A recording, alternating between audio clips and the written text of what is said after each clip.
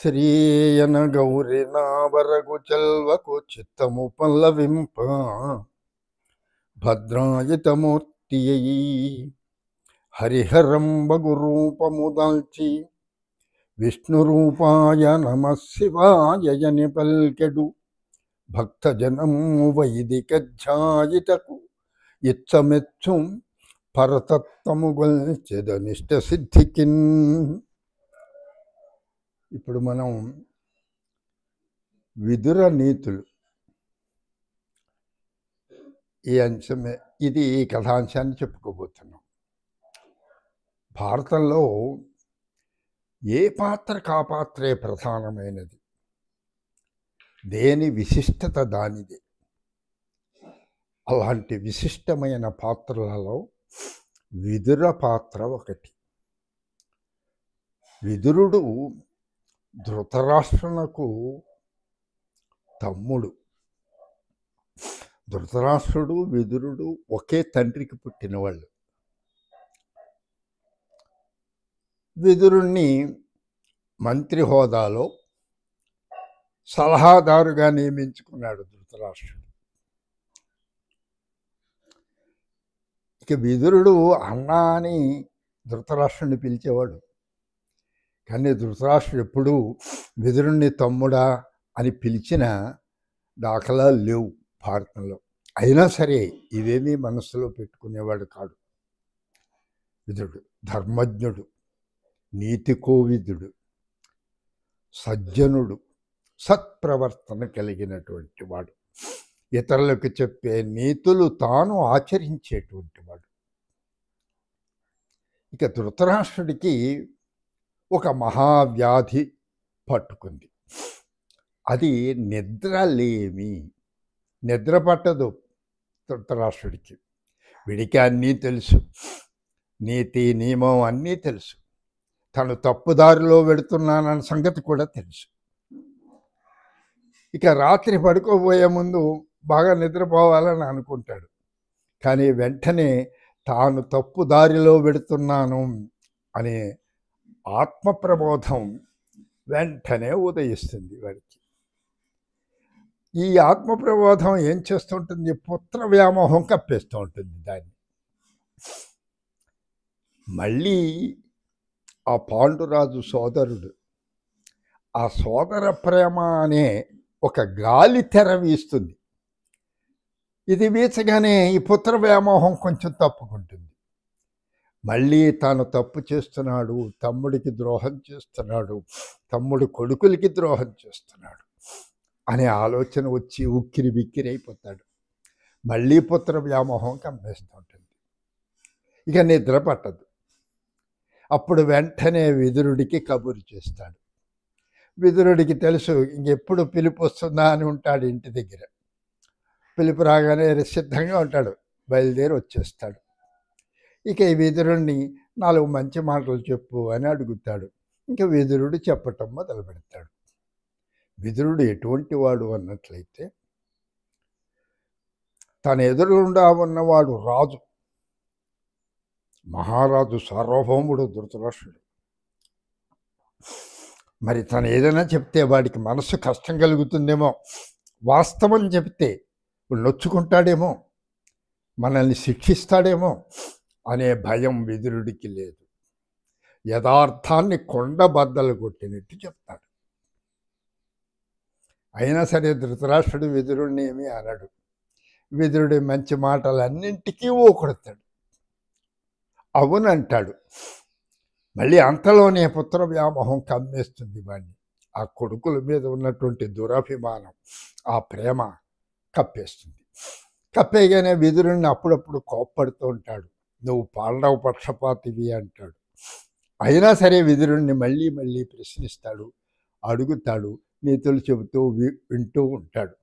ఏ తెల్లవారుజాముకో నిద్ర మైకం కమ్ముకున్నప్పుడు, నిద్రపోతున్నప్పుడు ఇంకే విదురుడు దారి విదురుడికి ధృతరాష్ట్రుడు పడుకుంటాడు. ఆ కాసేపైనా పడుకుంటాడు. ఇది ఆ విదురుడు చెప్పినటువంటి నీతులు ఈనాటికి ఏనాటికి అందరికీ ఆచరణ యోగ్యములైనవి. ఇవి ఆచరిస్తే జీవితం కష్టాలు రాని సుఖాలు రాని అన్నింటినీ సుఖాలుగా భావించి జీవితాన్ని హాయిగా గడిపేయగలుగుతాం మనం. అటువంటి నీతుల్లో కొన్ని చెప్పుకున్నాం, అన్నీ మనం చెప్పుకుందుకు మన ఆసక్తి ఉన్నటువంటి వాళ్ళు భారతాన్ని స్వయంగా చదవచ్చు, ఆ నీతులన్నీ చదవచ్చు. ఇప్పుడు నీతులు వినటానికి ఇతరులకు చెప్పటానికే కానీ ఆచరించటానికి కావు. చాలామంది అందరూ నీతులు చెప్పేవాళ్ళే, ఆచరించే వాళ్ళు ఒక్కళ్ళు కూడా మనకి కనిపించరు. అలాంటి ఆ విదురు నీతులలో కొన్ని మనం చెప్పుకుందాం. అన్నీ ముఖ్యమైనవి విదురు నీతుల్లో. ఇక ఆ ధృతరాష్ట్రుడికి చెబుతున్నాడు, కోపము నువ్వును గర్వము ఆపోవనీయునికియు దురభిమానమును నిర్వ్యాపారత్వమునను నివి కాపురుష గుణంబులను కౌరవనాథ. చెప్తున్నాడు, ఓ రాజా, ఓ ధృతరాష్ట్ర మహారాజా, వినవయ్య, చెడ్డవాళ్ళ లక్షణాలు చెబుతున్నాను విను అంటున్నాడు. కోపము ఇది చెడ్డవాళ్ళ లక్షణం. ఉబ్బు అంటే పొంగిపోతారు. కాస్త ఏదైనా వస్తే తమ స్థితి చూసుకొని, తమ యొక్క పరిస్థితి చూసుకొని, తమకేదైనా కొంచెం సంతోషం కలిగే సంగతి తెలిస్తే ఉబ్బిపోతారు, తనంతట వాళ్ళు లేరు అని పొంగిపోతారు. గర్వం తలకెక్కుతుంది, కళ్ళు మూసేస్తుంది. ఇక ఎంత సంపాదించినా తృప్తి ఉండదు. సంతృప్తి అనే మాట వాళ్ళ జీవితంలో ఉండదు. ఇంకా కావాలి, ఇంకా కావాలి, ఇంకా సంపాదించాలి అనుకుంటారు. ఆపోవనీయునికి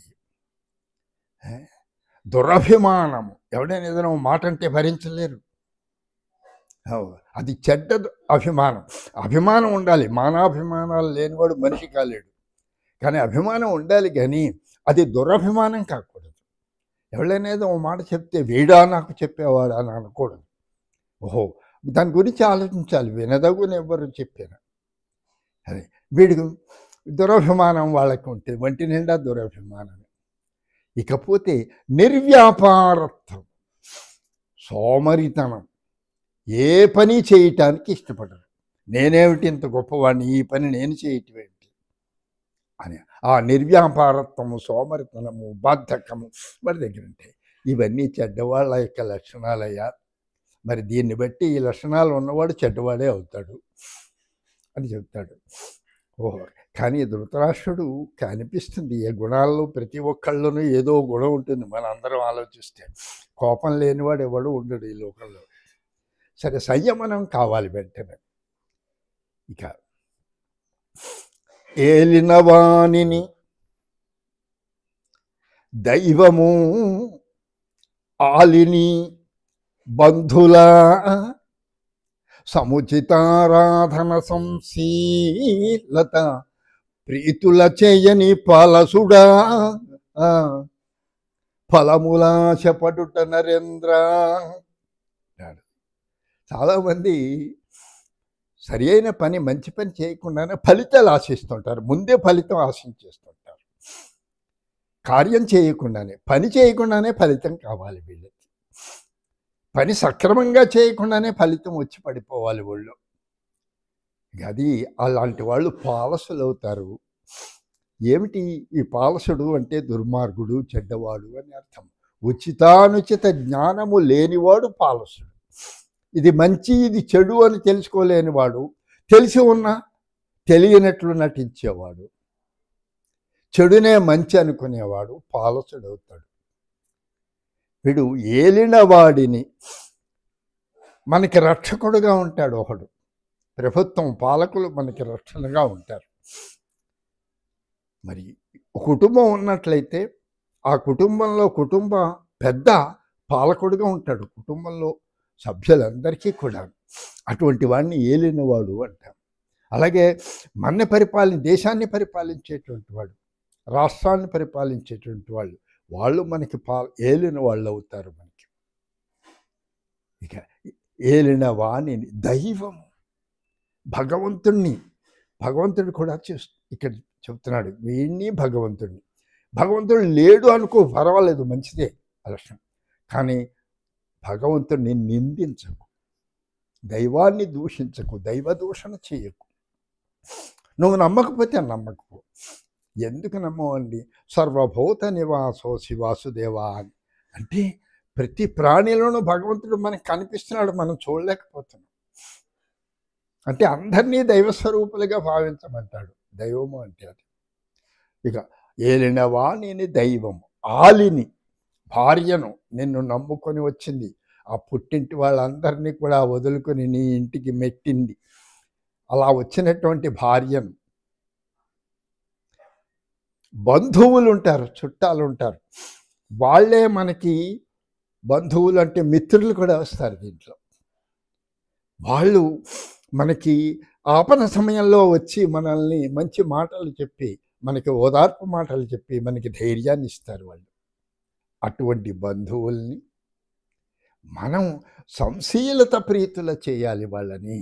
మన ప్రవర్తన ద్వారా, ఊరికే మాటల వల్ల ప్రీతుల్ని చేయటం కాదు, కేవలం మాటలు కాదు, మన ప్రవర్తన ద్వారా, చేతల ద్వారా వాళ్ళని సంప్రీతులను చేయాలి. వాళ్ళు మనల్ని మెచ్చుకోవాలి, మన చేతల ద్వారా వాళ్ళు మెచ్చుకోవాలి. అలా చేయకుండా నాకు వీళ్ళందరూ సాయం చేయాలి, ఆ మంచి ఫలితాలు నాకు అన్నీ రావాలి అని కోరుకుంటాడు పాలసుడు. వాడా అలాంటి వాడికి అసలు ఆ అర్హతే లేదు. ఆ ఫలితాన్ని ఆశించేటువంటి భార్య వలన కలిగే ఫలితం, సంతానం కలుగుతుంది, వంశవృక్షం ఇంటికి వచ్చేసరికి ఎంత వండి పెడుతుంది, నీ కష్టంలో నీ కన్నీళ్లు తుడుస్తుంది. ఏలినవాడు నాడు రక్షకుడు, నీకు రక్షణగా ఉంటాడు, నీకు ఆపద వస్తే కాపాడుతాడు. ప్రభువు పాలకుడు, వాడు మంచి పాలకుడు. అలాగే దైవాన్ని నమ్ముకుంటే నీకు ధైర్యం వస్తుంది, ఎక్కలేని ధైర్యం. ఎంత కష్టానైనా అవలేలగా నువ్వు దాటిపోతావు. ఆశ చిగురిస్తుంది దైవాన్ని నమ్ముకుంటే. ఇంకా బంధువులు ఉన్నారు, వీళ్ళందరినీ నీ చేతల ద్వారా వాళ్ళని ప్రీతులను చేయి, సంప్రీతులను చేయి. వాళ్ళు ఎలా ప్రవర్తిస్తున్నారు నువ్వు కూడా అలాగే ప్రవర్తించు, వాళ్ళకి చేదోడు వాదోడుగా ఉండు. అలా లేకుండా వాళ్ళందరూ నాకు సాయం చేయాలి, వాళ్ళ వల్ల కలిగే ఫలితాలన్నీ నాకు వచ్చి ఒళ్ళో పడిపోవాలి అని కోరుకునేవాడు, వాడికి ఆ ఫలాలు అందవుగాక అందవు. ధృతరాష్ట్రుడికి ఇవన్నీ కూడా ఒక్కొక్కటి తిన్నగా వెళ్ళి చెల్లు చెల్లును కొట్టినట్లు తగులుతున్నాయి ఈ మాటలు ఇవన్నీ ఇక్కడ. ఇక ఇంకొకటి చెప్పుకుందాం, ఇంకొక నీతి. ధనమును విద్యయు వంశంబు దుర్మతులకు మదంబు పునరించును, సజ్జనులైన వారి కడకు వయు వినయము నివియతెచ్చు ఉర్వీనాథ అంటున్నాడు. రాజా, మూడున్నాయి లోకంలో. డబ్బు ఉంది, చదువు ఉంది, వంశం ఉంది అంటున్నాడు. ఈ మూడు కూడా దుర్మార్గులకు గర్వాన్ని పుట్టిస్తాయి. ఆ గర్వాంధులైపోతారు వాళ్ళు ఈ మూడు ఉంటే. కానీ మంచి వాళ్లకు ఇవే మూడు, ఈ ధనము, విద్య, వంశము అనే మూడును సజ్జనులకు అణకువ వినయము మర్యాద తెస్తాయి. వాళ్ళకి వాళ్ళలో వినమ్రత చోటు చేసుకుంటుంది. ఎప్పుడు పొంగిపోరు వీళ్ళు, వినయంగా ఉంటారు, గర్వపడరు. అవే గుణాలు. ఇక వంశం అన్నట్లయితే ఈవేళ పూర్వం రాజవంశం అనేవారు, అదే చంద్రవంశం, సూర్యవంశం అలా అనుకునేవారు. ఈవేళ ఆధునిక కాలంలో వంశము అంటే చాలామంది చెబుతుంటారు పెద్దలు, రాజకీయ వంశం, ఐఏఎస్ వంశం, ఐపీఎస్ వంశం, వైద్య వంశం, ఇంజనీరింగ్ వంశం, ఇట్లాగా అనేక వంశాలు చేసే వృత్తిని బట్టి ఉంది. అందుకని ఈ వంశంలో నేను రాజకీయంలో మంచి, నాకు ప్రజాదరణ దొరికింది, నాకు పదవి దొరికింది అని వాడు చెడ్డవాడికైతే గర్వం బలుస్తుంది, మంచివాడిలో వినయం చోటు చేసుకుంటుంది. ఇలాగే ఇది అప్పుడు ధృతరాష్ట్రుడు వింటున్నాడు ఇవన్నీ కూడా. నీకు నీ కొడుకులకి ఇవన్నీ ఉన్నాయ్యా, వాళ్ళకి ధనం ఉంది, విద్య ఉంది, ఇవి ఆ మంచి వంశం ఉంది, కానీ వాళ్ళందరూ గర్వంతో బలిసిపోయి ఉన్నారు, కన్ను మిన్ను కానటం లేదు అని చెబుతున్నాడు. ఇక నడవడియను మున్నీటింగడవం బెట్టంగా ఓడకరణింతగిత నొడగూడుననిన సత్యము గడచిన గుణమింక ఉండుగలదే అరయం. రాజా, సత్యము అనే ఒక గుణం ఉందయ్యా ఈ లోకంలో. అది మనకి ఎట్లా సహాయపడుతుంది అన్నట్లయితే, ప్రవర్తన అనేది ఈ జీవితం అనేటువంటిది, ఈ జీవితం నడవడి అనే మహాసముద్రాన్ని దాటటానికి ఓడలా సహాయపడుతుంది సత్యము. ఎంత సముద్రాన్నైనా సరే ఓడ అవలేలగా నిన్ను దాటిస్తుంది సునాయాసంగా, ఆయాసం లేకుండా. అంచేత ఆ ఓడను పగలగొట్టుకోకు, ఆ సత్యాన్ని విడిచిపెట్టకు. సత్యము అంత గొప్ప గుణము అంటే. సరే, సత్యాన్ని నమ్ముకున్న హరిశ్చంద్రుడు అనేక కష్టాలు పడ్డాడు. భారతంలో కూడా ఉంది హరిశ్చంద్ర కథ. మన సత్యం బలిగితే ఎట్లాగా, సత్యం బలిగితే కష్టాలు వస్తాయి మనకి నిజం చెబితే అని చాలామంది అంటుంటారు. ఇంకా వాళ్ళు ఏం చేస్తుంటారు, ఈ శుక్రనీతిని ఉటంకిస్తూ ఉంటారు. ఇది వారి దాక్షులందు వైవాహికములందు ప్రాణ విత్త మానభంగమందు బొంకవచ్చు నధిప అఖము పొందదధిప అని. ఇంక ఇవి కనుక మన శుక్రనీతి చెబుతోంది, ఈ సమయాల్లో నువ్వు అబద్ధం చెప్పచ్చు అంటాడు. ఇంకా అసలు నిజం చెప్పే అవకాశమే లేదు మనకి, ఎక్కడైనా అబద్ధం చెప్పవచ్చు ఈ నీతిని అడ్డం పెట్టుకుని. ప్రాణవిత్తమాన భంగాలే కదా మన అబద్ధం ఆడేది, అక్కడే అబద్ధం ఆడుతుంటాం. ప్రాణం పోతుంది అన్నప్పుడు అబద్ధం ఆడతాం, డబ్బులు పోతున్నాయి అన్నప్పుడు అబద్ధం ఆడతాం, అయ్యో అవమానం వస్తుంది అన్నప్పుడు అబద్ధం ఆడతాం. ఈ మూడు అంటే మొత్తం సర్వత్రా కూడా మనం అబద్ధం చెప్పవచ్చు అని చెబుతుంది శుక్రనీతి. అది సరి అయిన నీతి కాదు. సత్యము అంటే సత్యం బ్రూయాత్ అని, ఎప్పుడు సత్యమును పలుకు, నా బ్రూయాత్ సత్యము ప్రియం అంటాడు. నిజమే, కానీ ఇతరులకు కష్టం కలిగించే నిజం చెప్పకు. ప్రియంచ నానృతం బ్రూయాత్ అంటాడు. ఇష్టమైనదైనా సరే ఇతరులకు సంతోషం కలిగిస్తుంది, ఇష్టం కలిగిస్తుంది, వాళ్ళు వింటారు అని అబద్ధం చెప్పకు అంటాడు. అలాగే సత్యాన్ని మనం పాటించాలి. సత్యమును పాటించడానికి ప్రయత్నమైనా చేయాలి. అది మన ఈ జీవితాన్ని, ఈ సంసారం అనే మహాసముద్రాన్ని దాటడానికి ఓడలా అది మనకు సహాయపడుతుంది అనేది విదురు నీతి. ఇంకొకటి వాక్పారుష్యం గురించి చెబుతున్నాడు విదురుడు. తనువున విరిగిన నలుగుల అనువున పుచ్చంగవచ్చు అతి నిష్ఠురతన్ మనమున నాటిన మాటలు వినుమెన్ని ఉపాయములను వెడలుని అధిపా.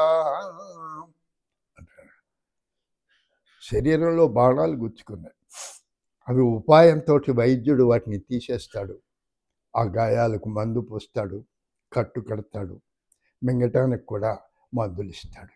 కొంతకాలానికి ఆ గాయాలన్నీ మానిపోతాయి. కానీ కఠినమైన మాటలు, మనం పరుషమైన మాటలు ఇతరుల మనస్సులో నాటేటట్లు మనం మాట్లాడితే అవి ఎన్ని ఉపాయాలు చేసిన ఏ వైద్యుడు ఆ మాటలు అనే బాణాలని నీ హృదయంలోంచి తీసివేయలేడు. ఎప్పటికీ బాధిస్తూనే ఉంటాయి, హృదయ శల్యాలు అవుతాయి అవి. అంచేత కఠినంగా మాట్లాడవద్దు. వాక్పారుష్యము సప్త వ్యసనాలలో ఒకటి. అంచేత కఠినంగా మాట్లాడకూడదు అని చెబుతూనే ఎంత కఠినంగా మాట్లాడతాడో అంటే నిజం చెప్పటానికి ఆ ధృతరాష్ట్రుడి మనస్సుకు నాటుకోవాలి అని చెబుతున్నాడు. చూడండి, అంటాడు, రాజా అప్పనంగా వచ్చిందని తమ్ముడు రాజ్యాన్ని మింగేస్తున్నావు నువ్వు. చూడండి ఎంత మాట అంటున్నాడో చూడండి. కొడుకు సంపాదించి పెట్టాడు మాయచూతంలో, అప్పనంగా వచ్చేసింది ఈ రాజ్యభాగం అని నువ్వు మింగేస్తున్నావు ఆ వైభవాన్నంతా కూడా. చివరికి రాజా నువ్వు ఎర్ర కాశపడి గేలాన్ని మింగిన చేప అయిపోతావు అంటాడు. ఎంత కఠినంగా చెప్తున్నాడో చూడండి, ఎంత కఠినమైన మాట. నువ్వు గేలా ఎర్ర కోసం గేలాన్ని మింగిన చేపలా అయిపోతుంది నీ బతుకు చివరికి అంటున్నాడు. ఎవళ్ళమైనా వింటావా అండి అంటారు ఈవేళ. ఇలాంటి తెలుసు వద్దు. అప్పనంగా వచ్చినటువంటి సొమ్ముకు ఆశపడవద్దు. మనం కష్టపడి సంపాదించుకోవాలి.